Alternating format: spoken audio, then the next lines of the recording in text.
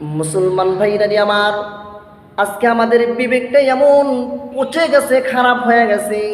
চোখের সামনে একজন মানুষকে কয়েকজন মানুষ মিলে হত্যা করছে, তার প্রতিবাদ করার মতো পৃথিবীর জমিনে কেউ নাই।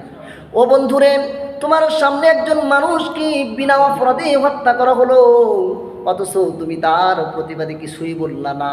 কাল কিয়ামতের ময়দানে আল্লাহর আদালতে যেদিন উঠবা, তোমাকে যখন প্রশ্ন করা হবে, তোমাকে মানুষত্ব, তোমাকে আশরাফুল মাখলুকাত হিসেবে আমি আল্লাহ দুনিয়াতে পাঠিয়েছিলাম, অথচ তোমার সামনে তোমার এক ভাইকে হত্যা করা হলো, তার প্রতিবাদে তুমি কিছুই বললা না। কেন বললা না? আজকে তুমি জবাব দিয়ে যাও।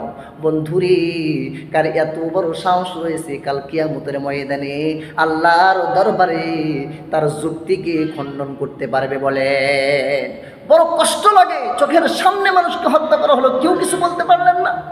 আপনার সন্তানকে যদি আপনার সামনে হত্যা করা হতো, আপনি কি করতেন? আপনার সামনে যদি আপনার স্ত্রীকে হত্যা করতো, আপনি কি বলতেন? আপনার সামনে যদি আপনার ছেলে মেয়েকে আপনার ভাইকে হত্যা করা হতো, আপনি কি করতেন?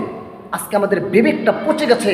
আল্লাহ রাব্বুল আলামিন আমাদের সকলকে বোঝার তৌফিক দান করেন।